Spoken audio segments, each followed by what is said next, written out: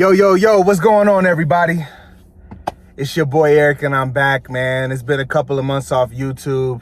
Well, I've been on my other page where I focus on a lot of fitness and lifestyle and spending time with family because I think that's important. It's been a couple of months. It's now the end of April. I'd say it's probably been 3, maybe 4 months since I've made a video, and you guys can go back and check my latest videos and see how long it's been. But I wanted to provide you an update. This update today is to let you know that I'm continuing with the plan that I left off on. And as well as I want to give you a nugget that could potentially affect you in a positive way and change your life. So with regards to my portfolio, my long-term hold portfolio, my retirement portfolio is currently at all-time highs. And look, guys, that's not a surprise. If you have bought and you've been DCAing over the past years, the S&P 500 is currently at all-time highs. If you remember, my portfolio was, I would say, 35% S&P 500, 35% SCHD, and then I had some other items within there. I'm holding a lot of IBID right now, probably 125 shares. I'm down 20% on that. I am down 20% on the IBID. And then I have Stretch.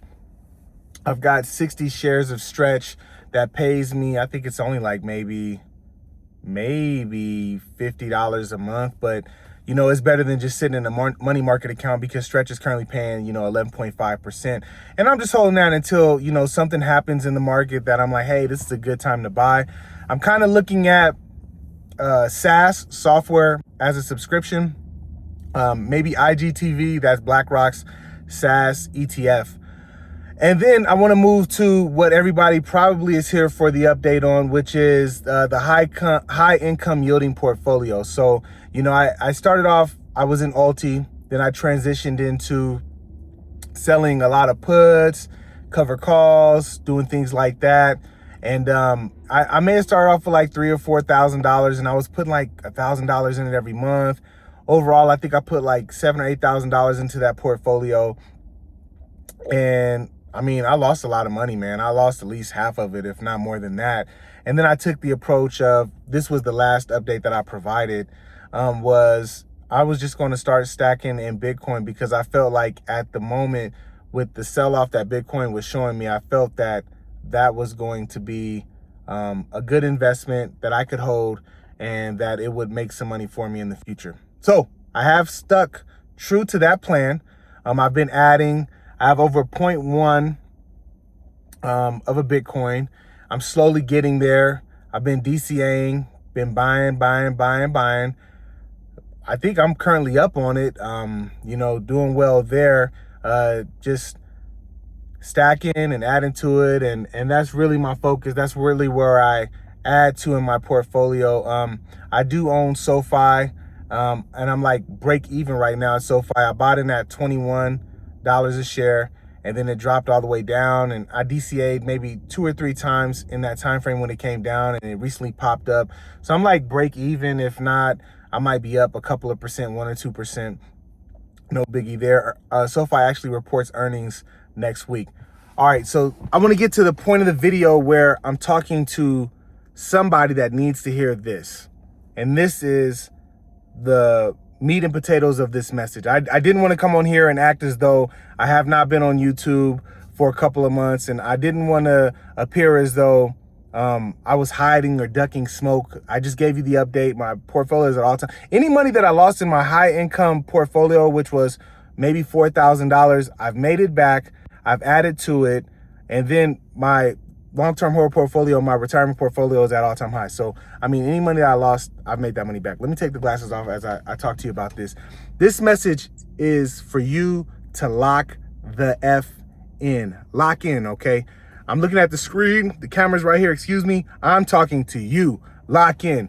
This is what I've had to do over the past 3 or 4 months when I financially lock in, because there's 5 domains that I'm working on in my life currently.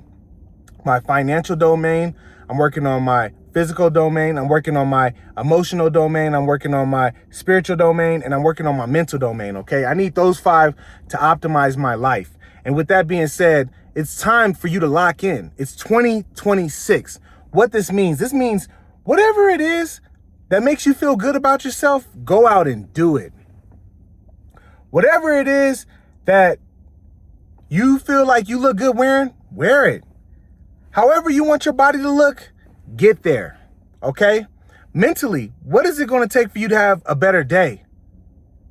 All right? Is that just ensuring that you get an extra hour of rest? Is that taking a power nap throughout the day? Is that changing some of your nutritional habits?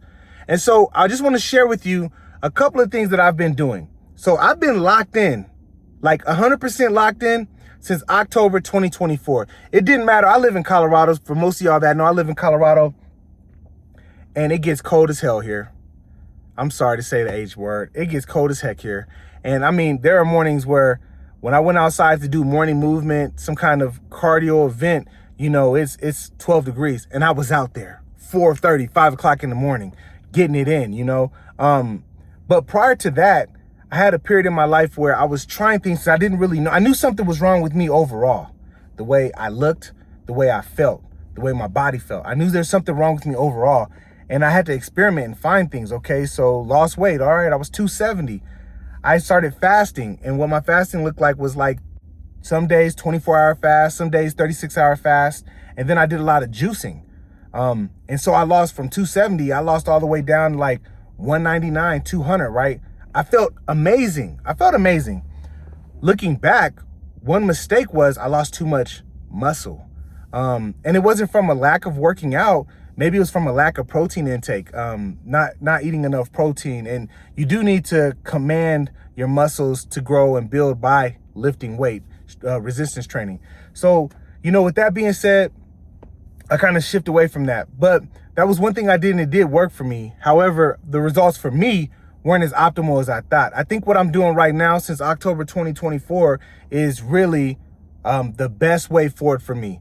And it's a combination of movement, whatever kind of cardio you choose, whether that's biking, whether that's walking, whether that's running, whether that's the Stairmaster, whether that's the elliptical, whether it's hiking, whatever it is, but adding that in and getting enough. So you're supposed to do at least 180 minutes a week. Are you doing 180 minutes of some type of cardio? A lot of stretching for me, a lot of strength resistance training. I do the strength resistance training maybe 2 to 3 times a week. I'm busy. And these are things that I work on for my physical and my mental, for my spiritual. You know, I volunteer at church. I do Sunday school teachings, you know, sometimes twice a month. And it really refills my spirit because I got into it. One time my son got in trouble in Sunday school, and I was like, oh, hold on. Well, what's going on here? Let me become a part of this. And so when I did it and I started working with these preschoolers, you know, the love that they gave me, man, and how happy and joyful they were, that did something for me spiritually. And financially, I've always tried to work on this one. As you could tell with my YouTube journey, is trying to find somewhat of financial freedom. And for me, financial freedom doesn't look like I have millions in the bank and I don't need to work. Financial freedom for me looks like, you know, the option to work. You know, maybe I work part-time because I think a certain level of activity still needs to be a part of my life. To get me out of the house and socialize and stuff. And so what I do now is I've been working a part-time job on top of my full-time job.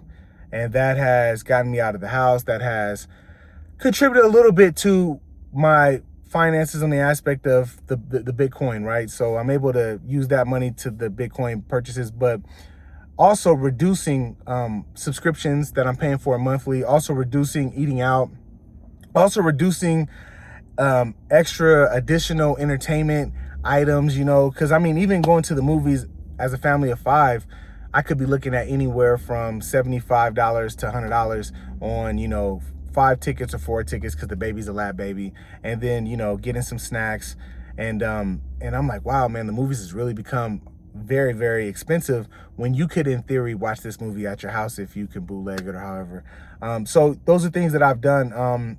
I still believe that there's a healthy aspect of entertainment. So double dates or date nights or, you know, going out to see your favorite sporting team play, you know, whether that's basketball or football, you know. And so I do some of those aspects as well. Cut out the alcohol, you know. I could have a drink with friends, 1 or 2, maybe 3, you know, but it's definitely not a normal routine. I don't buy bottles anymore. I save so much money eating out. I don't eat out as much. I buy deli meat. That's my lunch sandwich, you know, and I'm happy. It fills me up. It's not like disgusting. But these are just some of the tips that I've used to lock in. And now you see my skin, you know, you can't really see it, but this is no filter, it's straight up, man. You see my skin, man, is glossing. I put no moisturizer on. You know, I took a shower before I came to my part-time job, and that's it. I feel good. I don't feel great. I feel better than I have felt.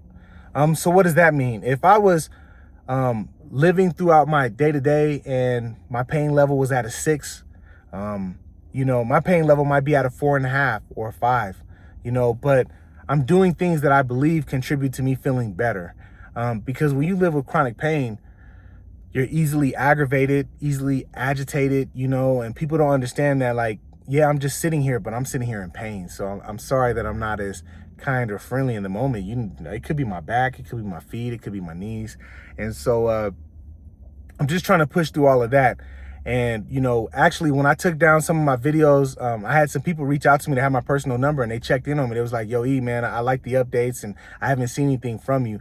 And I really, at the moment, didn't have anything to say because I was just locked in, and I'm still locked in. And honestly, when you lock in, all that external noise, whatever drama's going on with family and friends, whatever's going on in the world, you're just focused. And it sounds selfish, it sounds egotistical, but I'm doing this to optimize my life so I can be a better person for my family and friends. So I don't view it as being selfish, but you know, you become focused on yourself and your bubble, your inner workings. I guess things that you can control.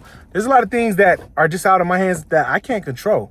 So I'm going to try and tap in more, and I'm definitely going to come back with content regarding finance, you know, and the market and stuff, because I mean, I'm looking at this stuff every day. I'm passionate about it. I think that there are 3 ways to really become wealthy on your own. One of them is the stock market. I think the second one would be creating your own business. And then the third one is owning real estate. So that's the trifecta. But I think even at one point in time in my life, I wanted to own real estate and have a real estate portfolio, but on a rate of return of 6%, you know, if you're getting cash flow, if you're cash flowing a property and then your liabilities is it really worth it when I can own a stock that pays me 11.5%, like stretch.